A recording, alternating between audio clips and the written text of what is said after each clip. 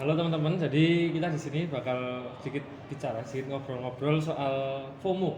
Aku sama teman-temanku bakal ngobrolin soal FOMO atau fear of missing out. Sebelumnya aku sama teman-temanku mau kenalan dulu.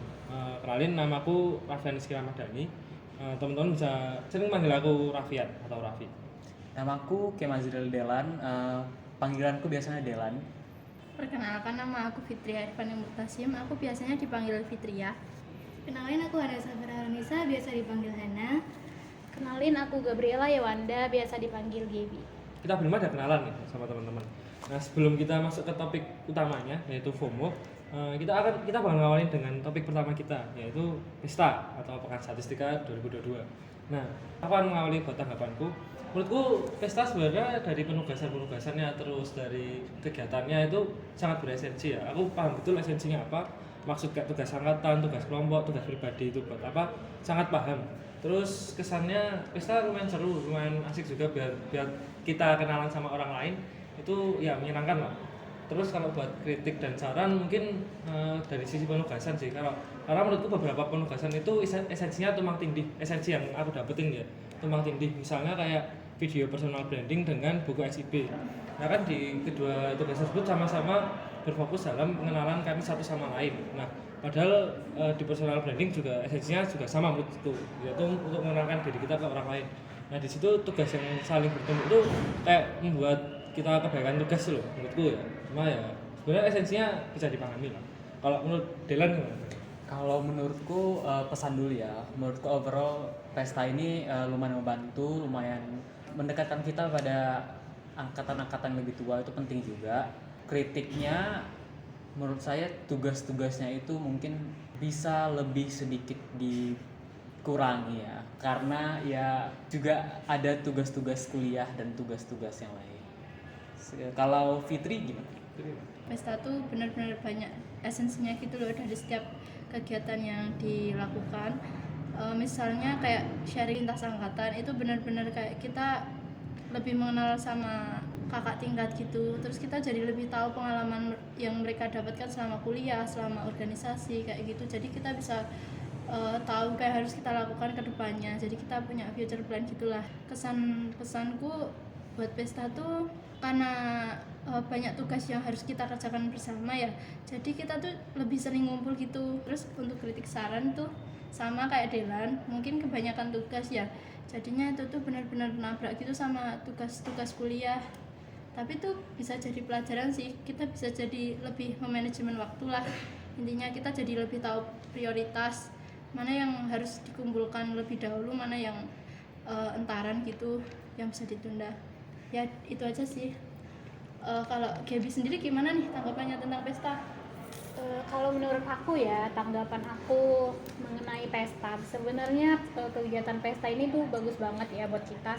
Karena selain kita makin deket sama teman-teman satu angkatan, kita juga kenal dengan kakak tingkat dan juga apa sih prodi kita statistika itu. Jadi kita lebih mengerti dan kita tuh bisa tahu bagaimana pandangan setiap orang, karena kan kita di sini bakal bareng-bareng sama teman-teman seangkatan. Jadi menurut aku ini kegiatan yang bagus untuk meningkatkan rasa solidaritas kita.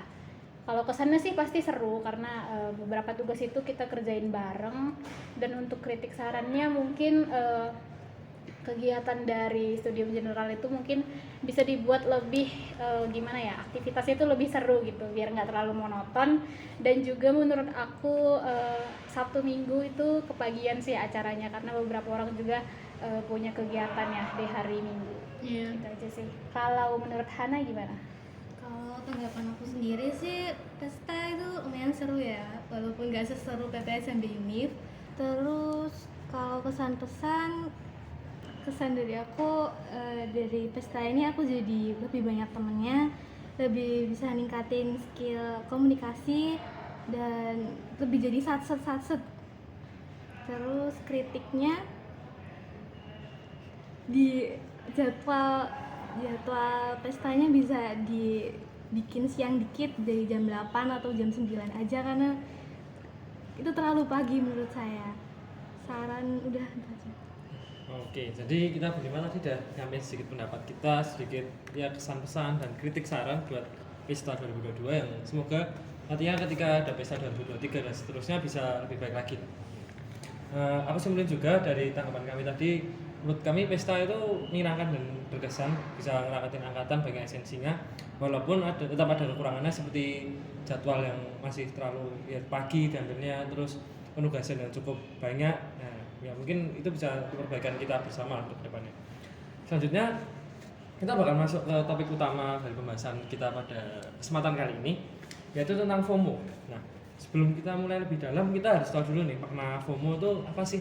Nah, kalau menurutku sendiri, FOMO itu kayak ketakutan kita sebagai seseorang untuk ketinggalan sesuatu tuh. Kayak kita pengen ikut semua hal, pengen ikut ini itu, lihat teman ini kita ikut, lihat teman ambil itu kita ikut juga, kayak apa ya, kayak keinginan kita buat ikut semua hal yang orang lain lakuin gitu. Kalau menurut Delan, FOMO versi Delan kayak gimana? Kalau menurutku kurang lebih sama ya. FOMO itu kayak kita tuh ingin melakukan aktivitas yang kita lihat orang lakukan, itu bisa karena apa ya, mungkin pingin diakui atau pingin gak ketinggalan aja supaya dapat pengakuan sosial. Kalau menurut Fitri gimana? Kalau menurutku sama sih. Aku cuman mau nambahin kalau FOMO itu lebih kayak ngikutin tren gitu ya. Jadi kalau misal trennya TikTok jedak-jeduk, jadi semuanya tuh FOMO gitu, jadi ikut buat konten jedak-jeduk lah kayak gitu. Itu aja sih. Kalau menurut Hana gimana? 100% sama, tapi aku mungkin trennya bukan tren TikTok aja ya. Iya. Mungkin tren fashion atau tren Bener-bener. tren investasi itu, mungkin tren kepanitiaan atau organisasi. Khususnya untuk maba-maba mesti banyak nih yang FOMO ikut kepanitiaan atau organisasi ataupun UKM itu. Terus Gaby gimana? Kalau menurut aku ya kurang lebih sama sih. FOMO itu kan dari artinya aja itu fear of missing out, itu takut ketinggalan. Jadi mungkin ada perasaan dimana kalau kita nggak ikut tuh rasanya kayak ntar aku nggak ditemenin nggak ya, kayak kita tuh takut kalau ketinggalan dan kelihatan nggak gaul gitu. Kalau menurut aku itu sih secara garis besar. Jadi kayak FOMO tuh kita takut gak dapat validasi lingkungan gitu. Iya, Iya, benar. Kayak lebih pengakuan gitu nggak sih? Terus kalau kalian pernah ngerasain FOMO nggak, Delan? Kalau aku pernah merasa FOMO, ini apalagi waktu aku jadi maba ini kan, sekarang aku juga lagi FOMO sekarang. Contohnya tuh aku pingin ikut organisasi, pingin ikut UKM ya, dilihat orang udah ikut UKM apa aja lagi, sedangkan aku masih ragu ya, masih ragu mau ikut UKM apa. Ya, begitu sih. Kalau Fitri gimana? Fitri pernah FOMO nggak, Fit? Kalau aku sendiri ya pasti pernah lah ya. Kayaknya semua orang pernah FOMO deh. Kalau aku sendiri akhir-akhir ini ya aku tuh FOMO ya sama kayak Delan. Kayak yang lain tuh udah up to ibon ikut UKM, ikut organisasi. Tapi sedangkan aku sendiri aja belum tahu gitu mau ikut organisasi atau UKM apa gitu. Mungkin nanti kali ya kalau udah terbuka hatiku buat masuk UKM atau organisasi, mungkin semester 2-an. Soalnya semester 1 aku pengen fokus IPK dulu aja sih. Kalau Hana gimana? Aku sih FOMO-nya FOMO investasi sebenarnya ya. Aku tuh pengen banget investasi saham, misal kayak di Bibit atau di Reksadana. Itu kan lumayan banget untungnya ya. Cuma karena waktu itu aku belum 21 tahun jadi nggak bisa ikutan. Kalau Gaby. Kalau aku sih FOMO itu kayaknya semua orang pernah nggak sih? Kalau aku pribadi jujur sekarang itu kayak lagi FOMO karena di lingkungan baru sebagai mahasiswa pasti kita itu lagi nyari teman atau pokoknya nyari kesibukan apa yang cocok, lagi nyoba-nyoba. Dan memang ada perasaan FOMO karena takut aja nggak punya temen gitu atau kelihatan nolep banget gitu di kampus, Bener kayak banget takut sih. jadi nggak ada temen gitu. Kalau aku itu sih yang aku alamin. Kalau aku ya, aku sih FOMO ngerasanya kalau kayak main dulu. Kayak tiba-tiba teman-teman pada kumpul di sini main bareng, entah itu event atau project apa lah, mereka pada main. Terus aku nggak ikut tuh kayak, nah aku harus ikut sih, pengen ikut. Tapi ya akhirnya bisa mulai dibatasin sih, untungnya ya karena sibuk kuliah juga ya, sibuk ini juga ngerjain tugas pesta ya, bisa membatasi sedikit kefomoan diri. Terus kalau menurut kalian sendiri tuh FOMO tuh hal yang positif atau negatif sih? Dari Delan juga. Kalau menurutku FOMO itu bisa positif bisa negatif. Kalau positifnya itu misalnya ya, kita melihat misalnya sebagai kehidupan mahasiswa ini kita melihat teman-teman kita mengikuti kepanitiaan, mengikuti lomba-lomba, jadi itu jadi motivasi buat kita untuk mengikuti lomba-lomba itu. Jadi kita juga dapat mengachieve atau mendapatkan prestasi. Terus kalau negatifnya itu ketika kita melakukannya secara berlebihan atau tidak melihat standar diri kita sendiri. Misalnya kita melihat orang yang udah sukses, lalu kita mulai merasa seperti orang gagal. Nah, lagi itu masalahnya adalah kita tidak berkaca pada keadaan diri kita sendiri pada saat itu. Kita nggak lihat proses kita malah melihat orang lain yang punya perjuangannya sendiri. Kalau Fitri ya? Aku setuju banget sih sama Dylan. Jadi dari FOMO itu kita bisa mendapat sisi negatif dan sisi positifnya. Kalau sisi positifnya yaitu tadi kayak kegiatan misal ada yang lomba, kita FOMO mau ikut, itu baik, kepanitiaan juga organisasi. Terus kalau sisi negatifnya tuh kayak aku cuma mau nambahin dari Dylan, itu mungkin kita jadi sering buka aplikasi media sosial ya, notifikasi terus pesan, jadi kita harus benar-benar tahu kabar terbaru gitu loh yang sedang marak akhir-akhir ini, mungkin gitu. Kalau dari Hana sendiri gimana?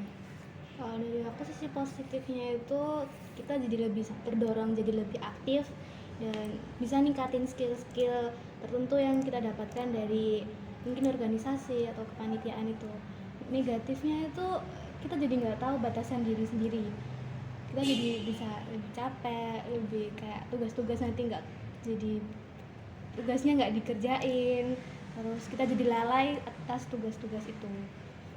Gaby? Oke, kalau menurut aku FOMO itu positif atau negatif itu tergantung pada gimana kita membatasi diri kita. Selama kita FOMO itu tahu itu punya dampak positif untuk kita, itu tuh bagus banget. Tapi kita harus tahu di mana batasan diri kita supaya jangan itu berdampak ke psikologis kita, mengurangi percaya diri dan juga mengganggu produktivitas kita. Nah, aku setuju banget sih sama teman-temanku. Kalau FOMO itu sebenarnya ada nilai positifnya juga, kayak ya biar kita dorong diri kita biar lebih berkembang lagi. Tapi juga ada efek negatifnya kalau kita salah mengambil FOMO-an itu. Terus kita ada habis ngobrolin FOMO-an nih. Mungkin teman-teman pendengar bisa jadi lebih tahu tentang apa itu FOMO, kenapa kita sebagai mahasiswa baru sering FOMO, terus sebenarnya dampak FOMO itu positif atau negatif sih. Nah, sebelum kita mengakhiri podcast obrolan-obrolan santai ini, mungkin ada pesan-pesan buat pendengar-pendengar kita nantinya dari Mas Dylan dulu. Ya, kalau dari aku ya pesannya itu lebih berfokus pada diri sendiri aja, nggak usah terlalu membandingkan nggak apa-apa sih. Itu sebagai tolak ukur kita aja orang lain itu. Lalu lebih banyak bersyukur dan menerima keadaan kita apa adanya. Dari Fitri ya, ada pesan buat pendengar? Kalau pesanku sendiri sih, kalau kalian mau FOMO ya nggak apa-apa, tahu batasan diri. Terus kalau mau FOMO ya yang baik-baik, yang diikutin, jangan yang nggak berfaedah, nggak usah diikutin lah. Udah sih gitu aja. Gaby, boleh Gaby? Kalau menurut aku sebelum kita FOMO itu kita harus tahu dari kapasitas diri kita, jangan terlalu memaksakan diri dan harus tanamkan dalam diri kalau proses tiap orang itu beda-beda. Jadi kita nggak bisa samain proses kita dengan orang lain. Hana? Aku sih FOMO nggak apa ya, yang penting kita bisa dapat keuntungan dari FOMO itu. Kalau kalau aku menurutku teman-teman pendengar mau FOMO tuh nggak apa-apa kan. Ya asal tahu batasan FOMO-nya lah, bisa kendaliin FOMO-nya diri sendiri, karena kita tetap atas diri kita sendiri tuh. Kita punya kendali atas diri kita sendiri. Kita bisa kendaliin keinginan kita bisa kendaliin nafsu kita. Jadi ya aku harap teman-teman di sini dan teman-temanku yang lain bisa kendaliin dirinya lah, biar nggak terlalu pengen ini itu terus malah keteteran. Oke, mungkin kita sudah sampai di penghujung kegiatan, kita sampai di penghujung podcast. Makasih buat teman-teman yang udah dengerin kita dari awal sampai akhir. Ya mungkin obrolan kita kurang jelasnya, kurang terlalu berbobot, tapi ya semoga bisa membantu teman-teman buat menghindari FOMO yang negatif. Oke, terima kasih teman-teman. Dadah. Terima kasih.